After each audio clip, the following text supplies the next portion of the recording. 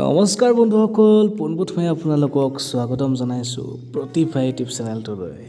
আজি আপোনালোকৰ বাবে মই লৈ আনিছোঁ অন্য এটা ভিডিঅ'। আপোনালোক বহুতেই কমেণ্ট কৰি আছিলে যে ঘৰুৱাভাৱে কি খুৱাব পাৰি, সেই বিষয়তে মই এটা ভিডিঅ' আপোনালোকৰ কাৰণে প্ৰস্তুত কৰিছোঁ।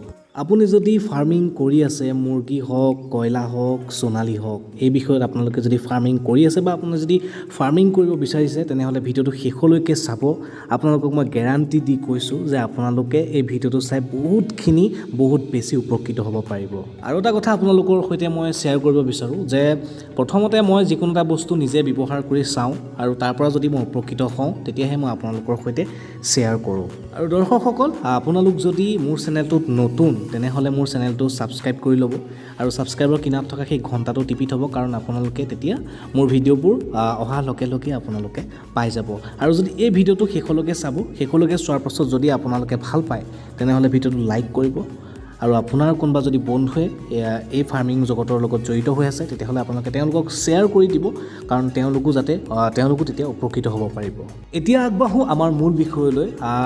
আচলতে আপোনালোকে মুৰ্গী, লোকেল মুৰ্গী হওক, সোণালী ইত্যাদিক আপোনালোকে ঘৰুৱাভাৱে একো 1 টকা খৰচ নকৰাকৈ আচলতে মুৰ্গীক নিৰোগী কৰি ৰাখিব পৰা কিছুমান মই আজি আপোনালোকক ঘৰুৱাভাৱে কি খুৱাব তাৰ উপায় দিম। আৰু মই এই ভিডিঅ'টোত যিখিনি বস্তু আপোনালোকক দেখুৱাম, সেই বস্তুখিনি আপোনালোকে ঘৰৰ ওচৰতে বা আপোনাৰ ঘৰৰ বাৰীতে আৰামছে পাই যাব।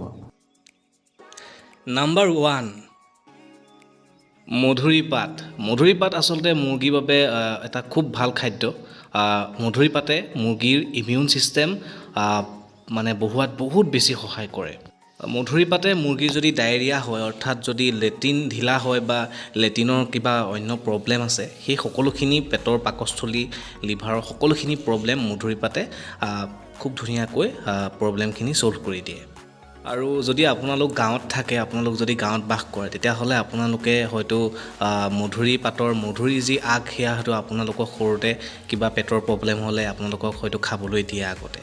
সেইটো কথা হয়তো আপোনালোকে মনত আছে বা আপোনালোকেও হয়তো কাৰোবাক প্ৰেছক্ৰাইব কৰে। মানুহৰ কাৰণে যিদৰে মধুৰি পাতৰ আগ ভাল, সেইদৰে মুৰ্গীৰ কাৰণেও বহুত বেছি ভাল। আৰু এতিয়া মই আপোনালোকক দেখুৱাম মুৰ্গী পাত আচলতে কেনেকৈ খুৱাব পাৰে। এয়া মই মধুৰি পাতখিনি ঘৰলৈ ছিঙি লৈ আনিলোঁ আৰু অকণমান টাইম আচলতে ৰ'দত থৈ দিলোঁ, মই পাহৰি গ'লোঁ, সেইবাবে অলপমান পাতবোৰ শুকাই গ'ল। একো নাই, একো প্ৰব্লেম নাই। মধুৰি পাতখিনি আপোনালোকে শুকুৱাই নল'ব, কেঁচাকৈ ল'ব, কাৰণ কেঁচাই হ'লে বেছি ভাল হয়। আৰু মধুৰি পাতখিনি এইদৰে আপোনালোকে মিক্সি গ্ৰাইণ্ডাৰ যদি আছে, মিক্সি গ্ৰাইণ্ডাৰত এইদৰে ছিঙি ল'ব, পাতখিনি দি দিব। আৰু যদি আপোনালোকৰ ঘৰত মিক্সি গ্ৰাইণ্ডাৰ নাই, তেতিয়াও একো প্ৰব্লেম নাই, আপোনালোকে ধুনীয়াকৈ পিহনাত পিচি ল'ব পাৰিব। আৰু এইদৰে মই জল্দি মধুৰি পাতখিনি ছিঙি লওঁ।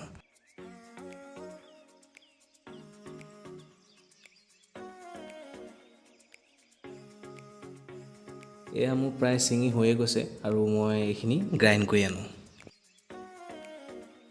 আৰু ইয়াৰ লগতে মই মুৰ্গীৰ বাবে যি ড্ৰিংকাৰ, সৰু পোৱালীক খুৱাম মই আজি অলপমান, আৰু ডাঙৰকো দিম। কেনেকৈ দিম আপোনালোকক সকলোখিনি দেখুৱাম। সেয়ে মই পানী লৈ আহিছোঁ ড্ৰিংকাৰত, আৰু এয়া মোৰ খুব ধুনীয়াকৈ গ্ৰাইণ্ড হৈ গৈছে, আপোনালোকে দেখিছে। আৰু ইয়াৰ ৰসখিনি মই পানীৰ লগত মিহলি কৰিম। আৰু আপোনালোকে এটা কথা মনত ৰাখিব, এই যিখিনি বাকলি, সেই বাকলিখিনি আপোনালোকে পানীত নিদিব, কাৰণ দিলে এটা অসুবিধা হয়। সেই অসুবিধাটো হৈছে আপোনালোকে পানী যিটো বাটেৰে ওলাই যায় ড্ৰিংকাৰৰ, সেই ড্ৰিংকাৰ বাটটো যদি বন্ধ হৈ যায়, পোৱালিখিনিয়ে পানী খাবলৈ নাপায় আৰু তাৰ পাছতে কাজিয়া কৰিব আৰু আপোনাৰ বহুতো পোৱালি মৃত্যুবৰণ হোৱাৰ চান্স থাকে, খুটি কৰি। আৰু সেইকাৰণে আপোনালোকে এইদৰে চেপি দিব। খুব ধুনীয়া এটা আচলতে এইটো ইমিউন বুষ্টাৰ বুলি ক'ব পাৰি। এই মধুৰি পাতৰ যি এই সংমিশ্ৰণ, এইটো এটা ইমিউন বুষ্টাৰ। আপোনালোকে যদি নিজে ব্যৱহাৰ কৰে, আপোনালোকে গম পাব আপোনালোকৰ মুৰ্গীখিনি কিমান সতেজ হৈ থাকিব। আৰু এইদৰে আপোনালোকে মধুৰি পাত মাহত 3 পৰা 5 বাৰ আপোনালোকে দিব, 10 দিনত বা 7 দিনৰ মূৰত এবাৰকৈ দিব। আৰু মধুৰি পাত আপোনালোকে যদি এইভাগে দিবলৈ আপোনালোকৰ সময় নাথাকে, তেতিয়াহ'লে আপোনালোকে ডালটো আঁৰি দিব বা ৰছীত বান্ধি পেলাই মুৰ্গীখিনিৰ মাজত দি দিব, তেতিয়াও মুৰ্গীখিনিয়ে খুব ধুনীয়াকৈ খুটি খাব। নাম্বাৰ 2, তুলসী পাত মুৰ্গীৰ বাবে বহুত বেছি ভাল হয়। ইমিউন বুষ্টাৰ হয়, ৱেইট বুষ্টাৰ হয়। কিয় মই আপোনালোকক কৈ আছোঁ সেই বিষয়ে। প্ৰথমতেই কওঁ যে তুলসী পাতৰ কথা হয়তো আপোনালোকে জানে, যদি আপোনালোকে নাজানে আপোনালোকক কওঁ যে তুলসী পাত মানুহৰ বাবে বহুত বেছি ভাল হয়। আৰু সেই একেই তুলসী পাত মুৰ্গীৰ বাবেও বহুত বেছি ভাল হয় আৰু আপোনালোকে ব্যৱহাৰ কৰি চাব আপোনালোকে এসপ্তাহত এবাৰ ব্যৱহাৰ কৰি চাব এই তুলসী পাত আপোনালোকে গম পাব আৰু বন্ধুসকল তুলসী পাত ব্যৱহাৰ কৰিলে আপোনালোকে মুৰ্গীৰ যি ৱেইট সেই ৱেইট বুষ্টিং হ'ব ৱেইট আপোনালোকৰ যিটো আমি দৰৱ মেডিচিন খুৱাই পেলাই ৱেইট সোনকালে অহা যিটো কৰোঁ সেই তুলসী পাতে সেই একেদৰে মুৰ্গীক খুব সোনকালে ৱেইট অহাত সহায় কৰে আৰু এই কথাটো মই কোৱা নহয় এটা ৰিচাৰ্চত এই কথা প্ৰমাণ পাইছে এটা ৰিচাৰ্চ টিমে এখিনি মুৰ্গীক দুটা ভাগ কৰি পেলাই এখিনিক তুলসী পাত দিছিলে আৰু এখিনিক দিয়া নাছিলে আৰু তাৰপাছত তেওঁলোকে তুলসী পাতৰ ৰিজাল্টটো বহুত বেছি ভাল পালে আৰু ময়ো তুলসী পাত ব্যৱহাৰ কৰি আছোঁ আৰু কৰি খুব ধুনীয়া ভাল এটা ৰিজাল্ট পাইছোঁ মই আৰু আপোনালোকেও ব্যৱহাৰ কৰক তুলসী পাত কেনেকৈ কৰিব লাগে মই আপোনালোকক দেখুৱাই আছোঁ এয়া মই তুলসী পাতখিনি খুব ধুনীয়াকৈ ধুই আনিছোঁ আৰু ধুই আনি এইখিনি এতিয়া মই মিক্সাৰ গ্ৰাইণ্ডাৰত দি খুব ধুনীয়াকৈ গ্ৰাইণ্ড কৰি ল'ম গ্ৰাইণ্ড কৰাৰ আগত মই মিক্সিটোত অলপমান পানী দি ল'ম যাতে এটা জুচ টাইপত বনি আহে আৰু মোৰ মিক্স কৰিবৰ কাৰণে বহুত সুবিধা হয়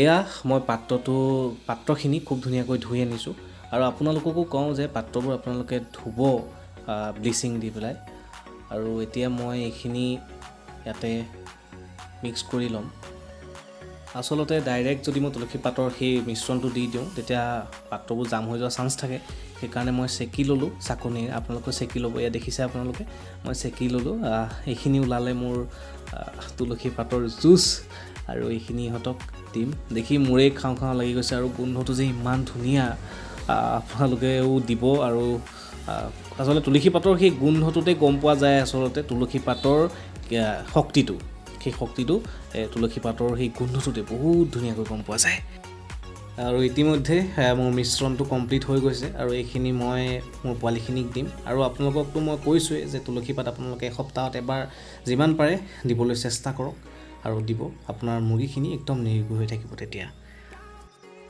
নম্বৰ 3 নিমপাত আপোনালোকে যিমান পাৰে যদি পায় আপোনালোকৰ ওচৰত মহানিম দিবলৈ চেষ্টা কৰিব আৰু যদি মহানিম নাপায় তেতিয়াহ'লে আপোনালোকে ঘোঁৰা নিম দিলেও একো কথা নাই যিমান পাৰে মহানিম দিবলৈ খালি চেষ্টা কৰিব মহানিমৰ ৰোগ প্ৰতিৰোধক ক্ষমতাটো বহুত বেছি আপোনালোকে নিমপাতখিনি মই আগৰ ভিডিঅ'ত দেখুৱাৰ দৰে মিক্সিত বা পিহনাত দি পিচি পেলাই আপোনালোকে পানীৰ লগত মিক্স কৰি খুৱাব পাৰে বা এইভাগে আপোনালোকে ডালকেইটা ফাৰ্মত ওলোমাই দি পেলাইও আপোনালোকে দিব পাৰে নম্বৰ 4 সজিনা পাতৰ ওপৰত আচলতে মই আগতে বহুতকেইটা ভিডিঅ' বনাইছোঁ আৰু মোৰ পুৰণা ছাবস্ক্ৰাইবাৰসকলে সেই ভিডিঅ'সমূহ চাইছে আৰু তেওঁলোকেতো জানেই সজিনা পাতৰ বিষয়ে আৰু যিসকল নতুন ভিউৱাৰ্ছ তেওঁলোকক কওঁ যে সজিনা পাতটো বহুত বেছি ভাল আৰু আপোনালোকে সজিনা পাতৰ বিষয়ে ভালকৈ জানিবলৈ হ'লে আপোনালোকে মোৰ পুৰণি ভিডিঅ'সমূহ চাওক মই ডেছক্ৰিপশ্যনতো লিংক দি দিম আৰু সজিনা গছৰ খেতি বা সজিনা গছ আপোনালোকে মুৰ্গীক খুৱাবৰ বাবে কেনেকৈ ৰুব কেনেকৈ কৰিব সেই ওপৰতো মই ভিডিঅ' বনাই থৈছোঁ আপোনালোকে চাব পাৰিব